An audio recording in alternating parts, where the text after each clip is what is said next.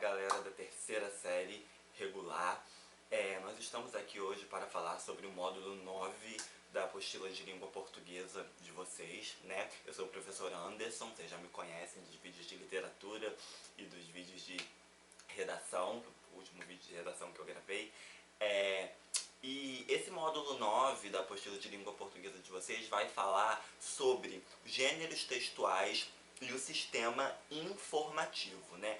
Antes da gente entrar no módulo propriamente dito, é bom a gente relembrar a última aula, que foi do módulo 8, né? Que foi a professora Rafaela que deu essa videoaula para vocês, porque naquela aula vocês tiveram uma explicação sobre o que são os tipos textuais, né? Então ficou evidente para vocês de que os tipos textuais são estruturas fixas, né? São geralmente 5 tipos textuais. Nós temos a descrição, nós temos a narração, nós temos a dissertação, nós temos a argumentação e nós temos a injunção. Esses são os 5 principais tipos textuais, né, do sistema, do nosso sistema de comunicação. E esses tipos textuais estão ligados à estrutura, a como esses textos se constroem, né? Mas há uma diferença crucial entre tipos textuais e gêneros textuais. E como na aula de hoje eu já adiantei, nós vamos falar de gêneros textuais do sistema informativo, como que eu vou diferenciar o que é gênero e o que é tipo? Okay? Vamos pensar nessa diferenciação. Se você tem, vou dar um exemplo de narração. Um dos tipos textuais que vocês viram foi a narração, certo? Vocês viram com a professora Rafaela. E já viram comigo também na aula de literatura, que nós estudamos todas aquelas características da narração, certo? Então, o tipo textual, narração, pode ter um texto que é um romance, um conto, uma crônica, porque todos esses textos buscam o quê? Narrar uma história, certo? Então, como tipo textual, nós temos a narração. Como gênero textual, nós vamos ter o romance, nós vamos ter a crônica, nós vamos ter o conto. Essa é a diferença entre tipo textual e gênero. Enquanto os tipos textuais estão ligados à estrutura, os gêneros mostram como esses tipos textuais se materializam. Como eles se materializam textualmente, em diversas maneiras. É importante a gente manter em mente que, enquanto os tipos textuais possuem somente 5 tipos estruturais, né, 5 tipos fixos, os gêneros textuais eles são muitos, eles são incontáveis, porque um tipo textual pode se materializar de diferentes maneiras, em diversos gêneros. Então, só dentro do texto narrativo, nós podemos ter o quê? Romance, conto, crônica, piada, poema, e aí nós temos uma vasta variedade de gêneros textuais que estão dentro do tipo textual narrativo. Essa é a diferença entre tipo e gênero, ok? Tipos nós temos 5 e gêneros textuais são incontáveis, porque eles vão aparecendo conforme o desenvolvimento da sociedade. Por exemplo, nós temos hoje diversos gêneros textuais que não existiam antigamente. Vamos pegar como um exemplo clássico o e-mail. O e-mail é um gênero textual o quê? Da modernidade, não é? Antigamente nós tínhamos as cartas caíram em desuso e agora nós usamos mais o e-mail. Nem tanto o e-mail assim, às vezes a gente usa o quê? Uma mensagem instantânea por WhatsApp ou por Messenger ou por outras redes sociais. Então, a curiosidade dos gêneros textuais é que alguns vão ficando para trás e outros novos gêneros vão aparecendo de acordo com o desenvolvimento da sociedade, o desenvolvimento da humanidade. Então, essa é uma maneira interessante de olhar para as diferenças entre tipos e gêneros, porque os tipos eles vão se mantendo ao longo dos séculos, ao longo das gerações. Nós vimos na aula de literatura que o tipo narrativo, a estrutura narrativa, ela data de muito antigamente e perdura até hoje. Mas os gêneros que compõem a narrativa vão mudando de acordo com o desenvolvimento da sociedade, ok? É interessante a gente fazer essa diferenciação entre tipos e gêneros antes de entrarmos, né, no conteúdo da aula propriamente dito. É importante também a gente citar um carinha chamado Bakhtin. Esse cara é um linguista, né, um famoso linguista, um dos mais famosos linguistas da modernidade, e é ele que cria essa teoria, né, sobre os gêneros textuais. A maioria dos estudos sobre gêneros textuais dos estudos modernos sobre gêneros textuais, estão embasados nas análises, né, e nas pesquisas que foram feitas por Bakhtin, né, um linguista. É muito importante, eu sei que quando vocês estudam diversas outras áreas de conhecimento, vocês estão sempre lidando com teóricos. E é muito importante a gente trazer o Bakhtin, e não só o Bakhtin, diversos outros teóricos, como Chomsky, como Saussure, para a conversa, para mostrar que a linguagem, ela também possui seus teóricos. A linguística, ela foi considerada recentemente uma ciência. Então a linguística é uma ciência que também tem os seus teóricos, ok? E no estudo dos gêneros textuais nós temos o Bakhtin, que é o principal teórico aí que desenvolveu os estudos sobre os gêneros textuais, beleza? Outra informação importante sobre gêneros é que esse é um conteúdo muito utilizado principalmente no Enem. Então, galera que está aí se preparando para o Enem, o Enem trabalha demais com toda a variedade de gêneros textuais. Vocês encontram no Enem charges, piadas, notícias, cartas e tudo, horóscopo e tudo mais que vocês puderem imaginar textualmente falando. Então, o Enem, a prova de linguagens do Enem, usa e abusa da questão dos gêneros textuais. Então é muito importante vocês entenderem, fixarem o que são os gêneros textuais, a importância dos gêneros textuais para o nosso sistema de comunicação e a diferença entre eles e os tipos textuais, a tipologia textual, né? Como eu já falei no início da aula, este módulo 9, ele tem um foco nos gêneros textuais do sistema informativo, né? Mas antes de falar do sistema informativo, nós temos que pensar nos nossos sistemas de comunicação, porque o grande objetivo de qualquer texto é estabelecer uma comunicação, vocês já sabem disso, né?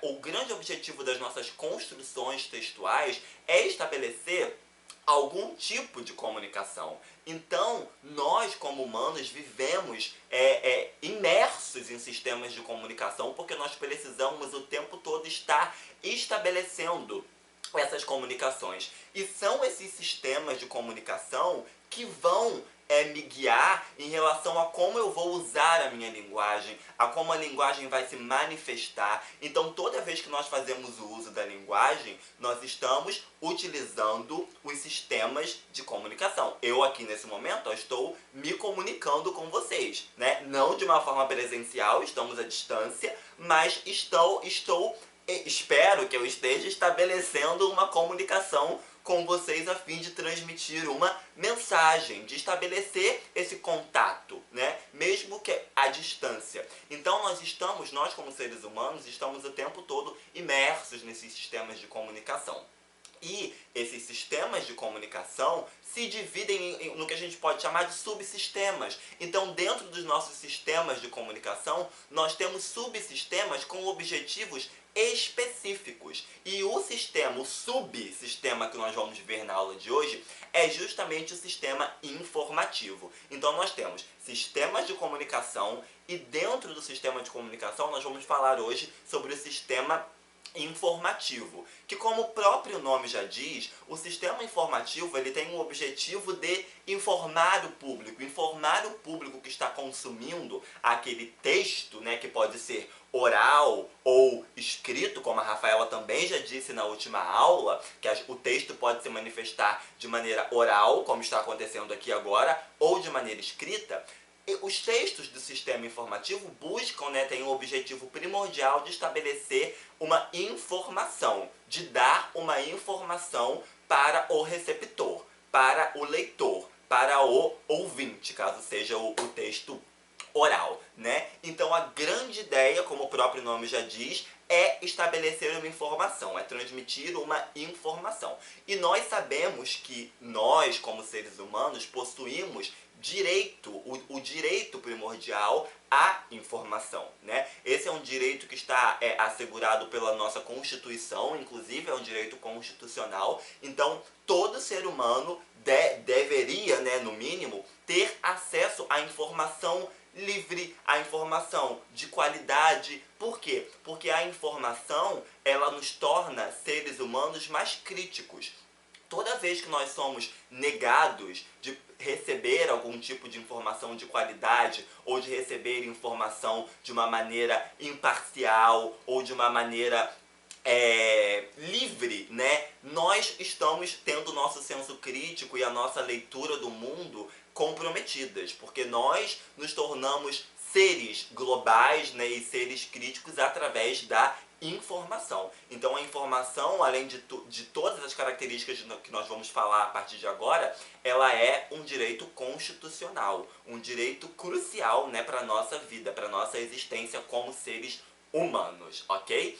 Então, dentro dos gêneros textuais do sistema informativo, nós vamos ter alguns gêneros principais que nós vamos focar aqui, que o módulo de vocês traz. São eles: a notícia, o artigo de opinião, o editorial, a reportagem e a entrevista, ok? Esses são os gêneros do sistema informativo que nós vamos nos focar aqui na aula de hoje. Como eu já disse no começo, todos eles possuem o grande objetivo de informar. Obviamente, nós vamos ver que cada gênero desse tem características diferentes, características próprias, mas no final, o objetivo de todos é informar, ok? É dar uma informação sobre determinado assunto, beleza?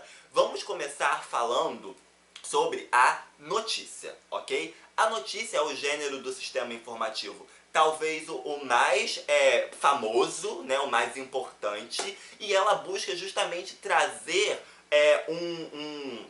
um relato, né, sobre um acontecimento cotidiano, busca trazer informações sobre um acontecimento cotidiano. E a notícia, se a gente parar para pensar, a notícia é um gênero textual constituinte do nosso cotidiano, porque nós estamos o tempo todo sendo bombardeados por notícias, mesmo que nós não queiramos, né? Por exemplo, quando nós estamos em rede social, nós não entramos primordialmente em redes sociais para ler notícia, né? A gente entra pra saber da vida dos outros, pra stalkear o crush, né? Essa é a ideia central das redes sociais. Só que, querendo ou não, nós recebemos lá notícias. Quando nós estamos andando pela rua, vemos alguma coisa ligada a algum canal, ligado em alguma televisão, em algum noticiário, passamos pela banca, deparamos com jornais, ou no ônibus, nós estamos ali no ônibus, no transporte coletivo, passando por algum lugar na rua, alguma pessoa, um grupo de pessoas comentando sobre algum fato recente. Então, querendo ou não, a notícia, ela é parte constituinte do nosso cotidiano, é uma coisa que está além da nossa vontade, ok? A única maneira, eu acho, de ficar sem notícia é se você ir pro meio do mato sem levar telefone, sem ter televisão, sem ter internet, aí você vai se distanciar dos acontecimentos do mundo. Fora isso, vamos pensar aqui no arcadismo, né? Fazer um paralelo com a literatura. Se você seguir os conselhos lá dos poetas árcades, ir pro seu locus amoenos, ficar lá no meio do campo, com os animais, aí você vai estar isento das notícias. Mas fora isso, enquanto nós vivemos numa sociedade global, numa sociedade que está o tempo todo, coisas estão acontecendo o tempo todo, nós estamos condicionados a receber notícias, ok? Então, as notícias elas têm uma função referencial. O que significa isso? Elas têm a função de informar, de detalhar algum acontecimento, sempre com muita objetividade, ok? As notícias vão prezar muito pela objetividade. O que isso significa?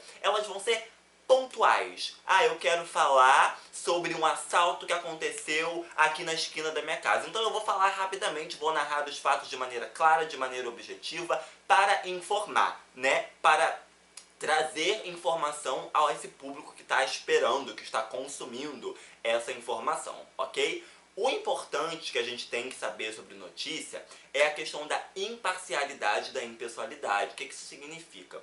Uma notícia, ela não pode, e essa é uma discussão muito longa, muito complexa, né? Porque o que é imparcialidade? Imparcialidade é você informar sem mostrar qual é a sua opinião, sem deixar evidente que opinião você está ali naquele momento defendendo. Só que Bakhtin, esse mesmo carinha que eu citei no começo da aula, ele diz que não existem textos imparciais, né? Ele traz a teoria do que ele chama de signo ideológico, ou seja, segundo Bakhtin, tudo o que a gente fala está carregado das nossas ideologias. Então, para ele, imparcialidade não existe. Desde o momento em que eu vou narrar o assalto que aconteceu na esquina da minha casa, mesmo que eu esteja aparentemente narrando de maneira imparcial, eu estou contando da minha maneira. Eu estou contando do meu ponto de vista. Então o Bakhtin diz que essa questão da imparcialidade é muito complicada. Ele diz que não existe. Mas,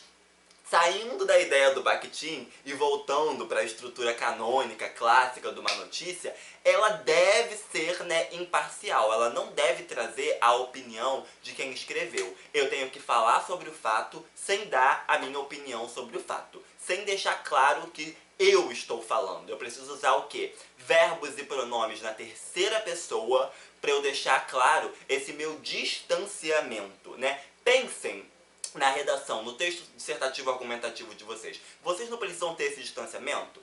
Né? Vocês não podem usar eu acho, eu penso, eu reflito, eu vou debater. Vocês não podem usar isso. Porque vocês têm que ter um distanciamento do texto. Na notícia é a mesma coisa. É essa ideia de você ser imparcial e impessoal. Não pode, né, você estar ali dando a sua opinião abertamente, ok? Essas são as características básicas centrais de uma notícia. E em termos de estrutura, nós temos uma manchete, que é o título grandão de uma notícia.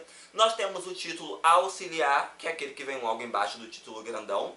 Nós temos o que a gente chama de lead, né? Lead é um termo que vem do inglês lead, e esse termo ele diz respeito ao primeiro parágrafo de uma notícia, né? O parágrafo inicial. E depois nós temos o corpo, que aí são todos os restantes da informação, né? Eu vou dar um exemplo para vocês agora de notícia, ok? E só para vocês perceberem como que funciona essa questão da estrutura. Olha aí, em primeiro nós temos o título, quer dizer, a manchete, né? Então nós temos, qual é a manchete dessa notícia? Esse título grandão.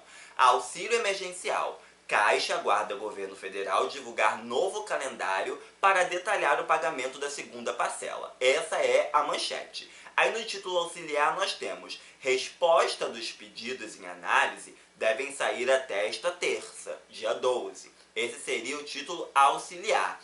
No lead, nós temos o primeiro parágrafo da notícia. O vice-presidente de varejo da Caixa Econômica Federal, Paulo Henrique Ângelo, disse que o banco aguarda o governo federal divulgar o novo calendário do auxílio emergencial para detalhar como será feito o pagamento das próximas parcelas.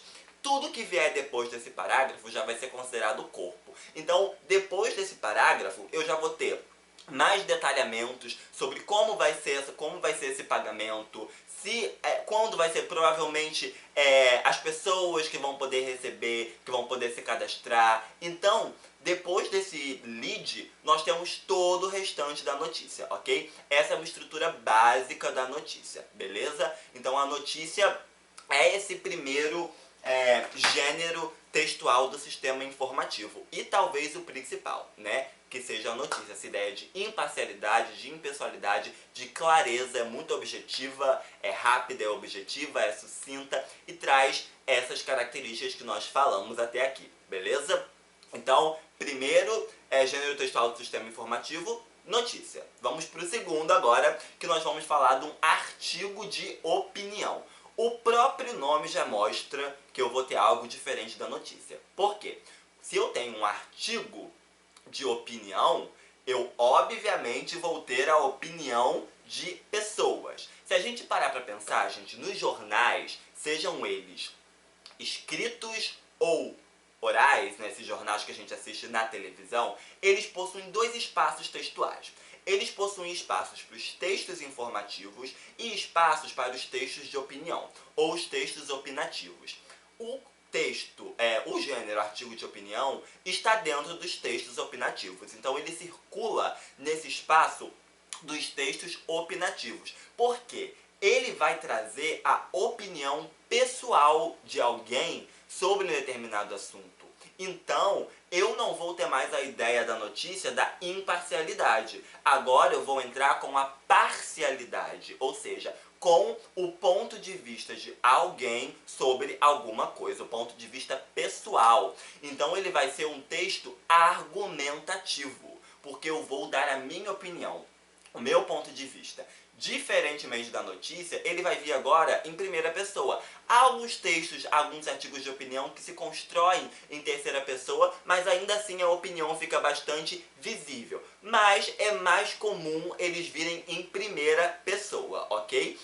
E aí, esse texto, ele é de responsabilidade total do autor. Porque vamos fazer uma comparação com a notícia. A notícia, ela é de responsabilidade do jornal como um todo, né? Se o jornal Folha de São Paulo vai publicar uma notícia, aquele jornal é responsável pela notícia que publicou, certo? Agora, se eu vou escrever um artigo de opinião para a Folha de São Paulo, a responsabilidade desse artigo de opinião é minha.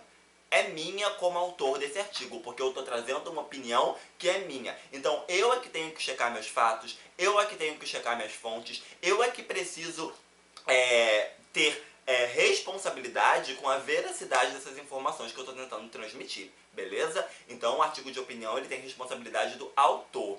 Outra característica interessante é que um artigo de opinião, ele não é exclusivo, esse espaço do artigo de opinião, ele não é exclusivo para jornalistas. Eu posso ter pessoas convidadas dando opinião que não são jornalistas. Eu vou seguir o exemplo da Folha de São Paulo. A Folha de São Paulo, de vez em quando, ela abre espaço para pessoas que não trabalham nela e que não são jornalistas publicarem alguma coluna, publicarem algum artigo de opinião. Então, se eu tenho uma opinião e sou uma pessoa de certa visibilidade, eu posso ser convidado para publicar um artigo de opinião num jornal, sem necessariamente ser jornalista, ok? Então, não é uma exclusividade de jornalista, diferentemente da notícia. Beleza? Em questões de estrutura, num artigo de opinião nós temos o título, e aí nós vamos ter aquela estrutura clássica da argumentação que vocês já estão acostumados. Introdução, desenvolvimento e conclusão. E eu também vou usar todos aqueles recursos que eu posso usar para poder enfatizar a minha argumentação. Citações, estatísticas, comparações, exemplificações. Eu posso usar tudo isso para quê? Para reforçar a minha opinião sobre determinado assunto. Beleza? Então, já deu para perceber essa grande diferença entre notícia e artigo, ok? Eu vou dar um exemplo agora de artigo de opinião para vocês perceberem essa diferença. Então, aí vocês têm primeiro o título desse artigo. Ó, logo em cima já está aqui vendo que é a seção de opinião do jornal. Esse artigo foi publicado no El País. E aí nós temos o título: Os jovens ativistas frente a crise ecológica do século XXI. Então eu já estou mostrando aqui as autoras, nós temos duas autoras, ó, Débora Diniz e Gisele Carino, Débora Diniz e Gisele Carino já estão mostrando que elas vão dar opinião sobre o quê? Sobre uma crise ecológica que acontece no século XXI. E segundo elas, segundo eu consigo ver só pelo esse título, elas vão dar o papel central da argumentação ao quê? Aos jovens. Os jovens precisam estar à frente dessa crise ecológica. Olha o que diz aí no subtítulo.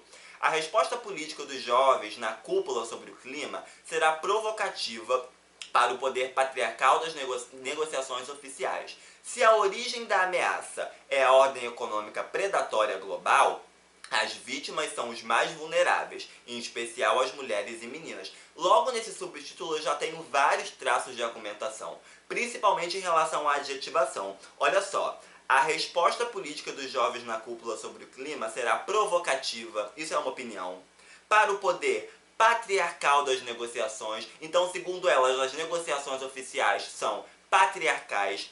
A origem da ameaça é a ordem econômica predatória global. Então, segundo elas, a ordem econômica global é o quê? Predatória. E as vítimas mais vulneráveis, segundo elas, são mulheres e meninas. Isso eu tirei só do título e subtítulo. Então já está claro toda a diferença entre notícia e artigo de opinião. em um artigo, você tem de cara já o autor, ou nesse caso as autoras, defendendo abertamente as suas opiniões sobre o tema que vai se expandir, né? E a partir daqui nós teremos toda aquela questão de introdução, desenvolvimento e conclusão, ok? Vale lembrar, gente, que no final dessa aula eu vou deixar uma tela com um link para vocês acessarem esses textos que eu tô dando os trechos aqui na íntegra, ok? Então no final da aula vocês fiquem atentos que eu vou deixar todos os links aqui na tela para vocês acessarem esses textos na íntegra, porque não tem como eu ficar analisando todos aqui que a aula vai ter 2 horas de duração, ok? Então nós falamos até agora sobre notícia e artigo de opinião e vamos agora para o nosso terceiro gênero textual do sistema informativo. Bom, galera, como eu falei para vocês, os artigos de opinião, que nós acabamos de ver, eles trazem a opinião do autor, a opinião pessoal de quem escreveu aquele artigo. Só que agora nós vamos ver um gênero textual do sistema informativo que traz uma grande diferença nessa questão. Por quê? Nós vamos falar do editorial agora. Primeiro ponto é que o editorial, ele também é um gênero argumentativo. Só que ele não vai trazer mais a opinião do autor. Ele vai trazer a opinião do jornal como um todo. Por exemplo, quando nós temos um jornal que publica um editorial, quem assina esse editorial não é um autor específico. A assinatura aparece assim: o Estado de São Paulo, Folha de São Paulo, o Globo. Então o assinante, o autor desse editorial é o próprio jornal, porque é uma opinião que vem dele como um todo, da plataforma jornalística como um todo. Essa é a grande diferença de sentido, né, entre um artigo de opinião e um editorial. Os dois são textos argumentativos, diferentemente da notícia. A notícia não é argumentativa. Agora, o artigo de opinião e o editorial são os dois argumentativos, porém, enquanto o artigo de opinião traz uma opinião pessoal, uma argumentação pessoal, o editorial traz uma argumentação que diz respeito a todo o jornal, a toda a plataforma jornalística, ok? Um editorial, em relação à estrutura, um editorial vai tratar sempre de temas que estão em evidências, ok? Temas que estão correndo a sociedade no momento, seja ele sobre cultura, meio ambiente, política, dramaturgia, enfim, qualquer escopo, qualquer tema pode ser abordado num editorial de jornal. Esse tema só tem que estar em evidência. A sociedade tem que saber do que se está falando, porque o editorial, ele não vai buscar abordar um tema que ninguém está inteirado, que ninguém sabe. A ideia dele é trazer, a ideia dos jornais é se posicionar sobre algo que está acontecendo na sociedade naquele momento, ok? Então, vamos sair da questão da pessoalidade e da parcialidade do artigo de opinião e vamos voltar para a impessoalidade da notícia. Porque apesar de ser um texto argumentativo, ele não é de responsabilidade de uma pessoa só. Então, mais uma vez, eu vou ter a ideia da impessoalidade, eu vou ter construções em terceira pessoa para ter esse distanciamento, né, de opiniões pessoais, beleza? O editorial, ele vai abordar uma única problemática, então ele vai abordar uma questão só. Eu vou falar sobre a crise política do século tal, então eu só vou falar sobre isso.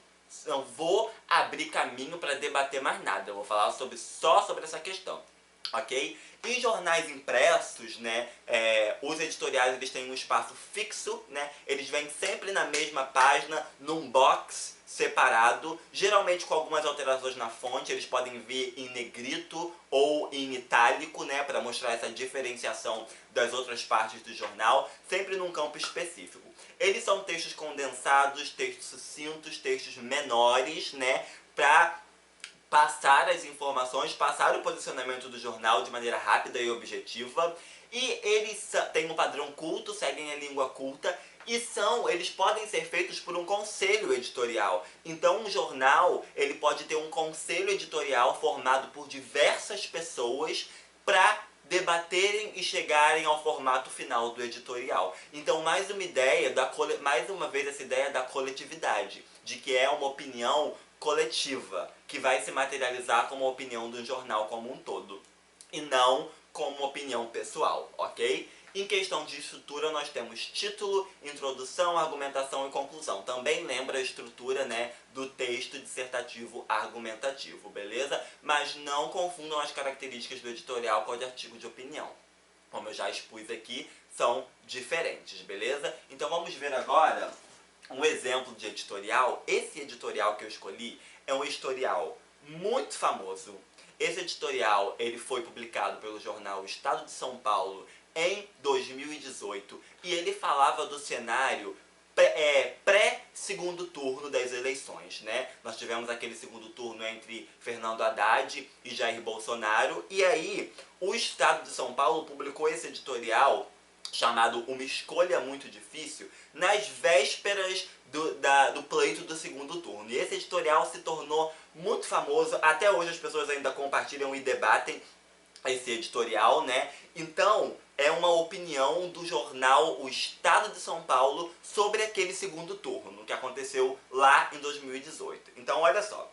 Temos aí o título, Uma Escolha Muito Difícil, e depois nós temos o subtítulo, A Campanha, que deveria servir para iluminar um pouco mais as propostas em vez de antagonismos, as indefinições e as confusões que garantiriam a passagem. Enfim, ficou cortado aqui no meu tablet o subtítulo, mas o que importa pra gente é o texto como um todo. Eu separei 2 trechos do editorial para vocês verem como que acontece esse posicionamento de um jornal como um todo sobre um tema tão caro como as eleições, como política. Então olha só, olha os parágrafos aí que eu separei para vocês.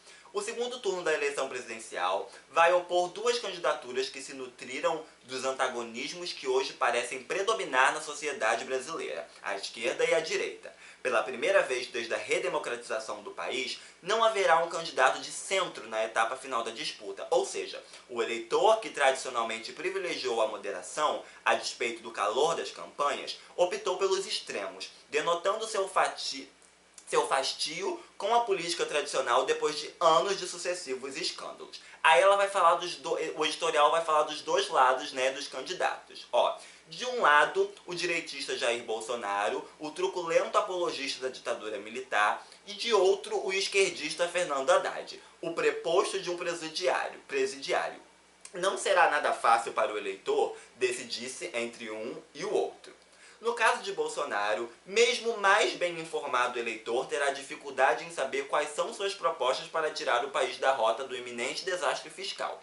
Nas poucas vezes em que foi questionado sobre o assunto durante a campanha, em entrevistas ou debates, o ex-capitão gaguejou, apelou para frases feitas com pouco sentido e, por fim, acabou admitindo que é absolutamente ignorante em economia, indicando o economista Paulo Guedes, o seu assessor na área, para responder por ele. Aí vai falar agora do Haddad. Já as propostas do campo lulopetista são bem conhecidas de todos, pois foram essas ideias que lograram mergulhar o país numa profunda crise econômica, política e moral.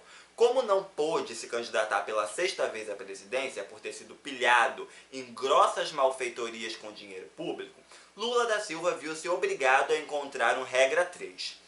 A escolha recaiu sobre Fernando Haddad, que docilmente cumpre o papel de porta-voz daquele presidiário, num avitamento grosseiro do processo eleitoral. Todos os movimentos da campanha são planejados de dentro da cela de Lula da Silva, na Polícia Federal em Curitiba. E até o programa de governo apresentado por Haddad se chama Programa Lula. Então, eu fiz uma leitura mais extensa dessa questão do editorial para vocês perceberem como que um jornal se posiciona sobre um assunto. Nesse caso, nesse editorial que o Estadão publicou, chamado Uma Escolha Muito Difícil, o jornal deixava evidente que não seria uma escolha fácil.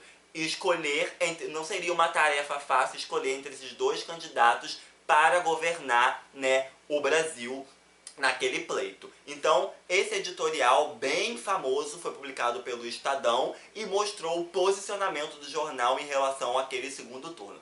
Essa é a ideia do editorial. Isso que eu li pra vocês não é a opinião de um jornalista, não é a opinião de uma pessoa. É a opinião que o jornal quis colocar diante daquele quadro, né? Diante daquele cenário, beleza? Então, essa é a diferença entre editorial e artigo de opinião. Os 2 argumentativos, mas cada um traz uma opinião diferente, beleza? Um artigo de opinião pessoal, editorial, uma opinião geral de um jornal. Tudo bem? O próximo gênero que nós vamos ver agora é a reportagem, tudo bem? A reportagem, ela, do mesmo jeito que artigo de opinião e editorial têm características em comum, por causa da argumentação, a reportagem muitas vezes é confundida com a notícia, né? É notícia ou é reportagem? Como que a gente faz essa diferenciação? Através do esgotamento do tema. Gente, uma notícia, ela não busca esgotar um tema. Ok? Ela não vou voltar ao exemplo que eu dei no começo sobre o assalto na esquina de casa. Se eu vou dar uma notícia sobre o assalto na esquina de casa, eu vou falar que teve o assalto, se teve vítimas, o que foi levado e acabou. Agora, se eu vou fazer uma reportagem, eu vou trazer o fato do assalto, mas eu vou poder trazer um balanço de quantos assaltos acontecem aqui na área, né? De quais são os itens mais levados, em que horário esses assaltos costumam acontecer. Então a reportagem, ela vai esgotar um tema. Diferentemente da notícia, que traz objetividade, rapidez, a reportagem é algo mais longo, que vai buscar trazer o esgotamento total de um tema. Então ela vai trazer uma análise profunda dos fatos, ela vai trazer muitas vezes um estilo narrativo, né, contando mesmo uma história e com elementos descritivos. Então você tem aí já, ó, nesse gênero textual, uma intersecção entre dois tipos textuais, que é a narração e a descrição. Então, nós temos já aí uma intersecção para mostrar, deixar bem claro que na língua nada acontece de maneira estanque, tudo se junta, né? Então a reportagem traz essa ideia de narração, essa ideia de descrição. Ela traz também um relato mais humanizado, porque ela busca se aproximar do leitor, né? Mostrar que aquele ponto de vista pode ser bastante pessoalizado, diferentemente da notícia que é impessoal, a reportagem busca se aproximar mais do leitor, né? A reportagem busca recorrer a especialistas no tema. Então, se eu estou falando sobre assalto, eu posso entrevistar para minha reportagem 2 especialistas em criminologia para poder falarem um pouco sobre a questão do crime, né?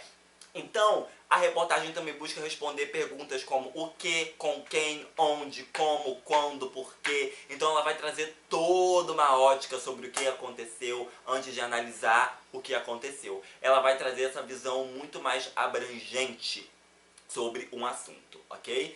Em questão de estrutura, ela é formada por título, lead e corpo. Ela tem uma linguagem clara, ok? E ela também pode se utilizar de recursos simbólicos, como gráficos, imagens, charges, tudo para dados estatísticos, tudo para trazer o quê? Mais conteúdo para aquele tema que está sendo abordado, beleza? No exemplo de reportagem que eu trouxe para vocês, eu trouxe uma reportagem recente do Walltab, ok? O Walltab, que é um site bem interessante, traz umas reportagens, umas análises bem interessantes e modernas, né? E é uma reportagem falando sobre a dificuldade dos jovens em manter rotina no home office. Então olha só o título. Em regime de home office, jovens têm mais dificuldade para manter rotina. E você já tem na abertura da reportagem uma imagem, né? Uma ilustração que mostra aí um quarto bagunçado, né? Sem aquela ideia de organização que estaria acontecendo se nós não estivéssemos vivendo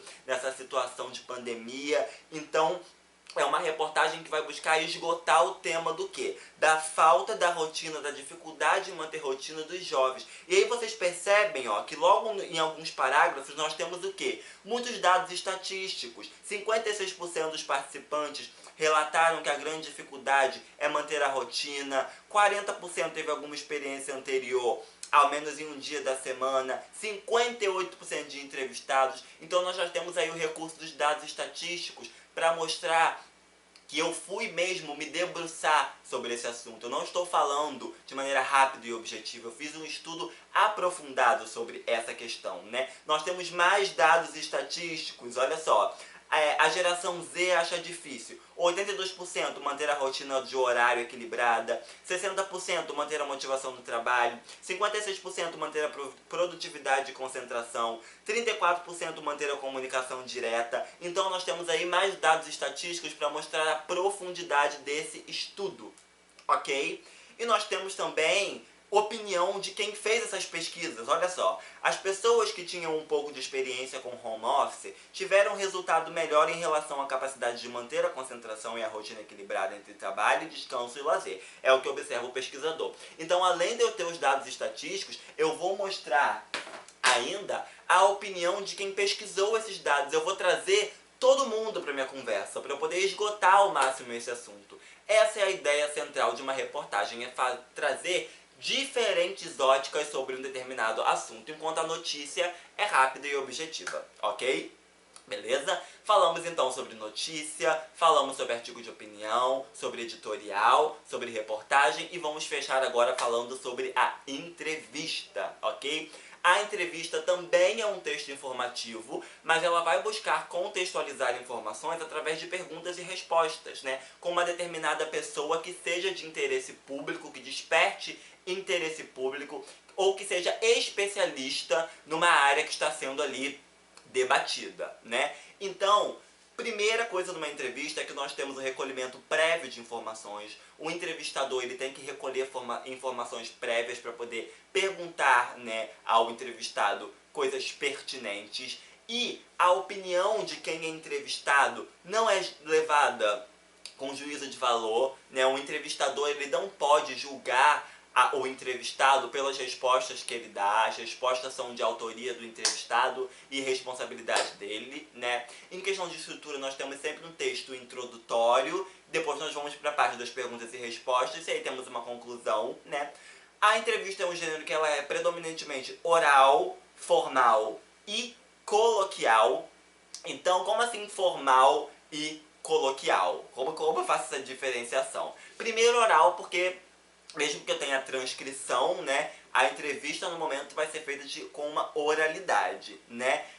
Eu posso ter formal dependendo o quê? Do veículo em que eu vou publicar essa entrevista, né? Se for um jornal mais sério, uma entrevista sobre economia, uma entrevista sobre política, eu vou usar uma linguagem mais formal. Agora, se é uma entrevista mais coloquial, então eu posso, numa plataforma mais coloquial, por uma rede social, por uma revista mais coloquial, aí eu uso a linguagem mais informal, ok? Lembrando que uma entrevista ela pode ser informativa ou opinativa. Por exemplo, nós estamos aqui agora vivendo, infelizmente, essa pandemia da coronavírus, né, causador da Covid-19.